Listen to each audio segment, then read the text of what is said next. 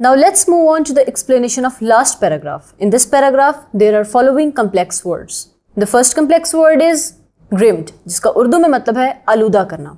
In English it means covered with dirt. The next word is slab, जिसका उर्दू में मतलब है पत्थर का हमवार टुकड़ा. In English it means block. The next word is thrust upon, जिसका उर्दू में मतलब है जोर देना. In English it means force someone to do or accept something.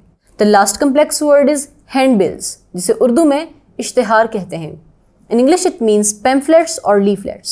इस पैराग्राफ में राइटर ये कहता है कि ओवरकोट उतारने के बाद उसकी जूते उतारने की बारी आती है. उसके जूते तो बहुत ही अच्छी तरह से पॉलिश किए होते हैं, हालांकि वो पुराने होते हैं. लेकिन जब उसके जूते उतारे जाते हैं तो नर्सेज ये देखती हैं कि उसके दोनों पाँव पे बिल्कुल मुख्तलिफ जराबें होती हैं और वो जराबें फटी हुई और पुरानी होती हैं और उन जराबों में सुराख होते हैं जिससे उसकी गंदी मैली कुचैली एड़ियाँ साफ दिखाई दे रही होती हैं.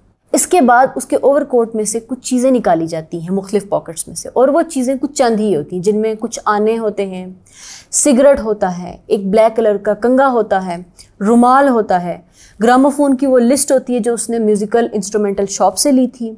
इसके अलावा उसके पास कुछ एडवर्टीजमेंट्स के लीफलेट्स भी होते हैं.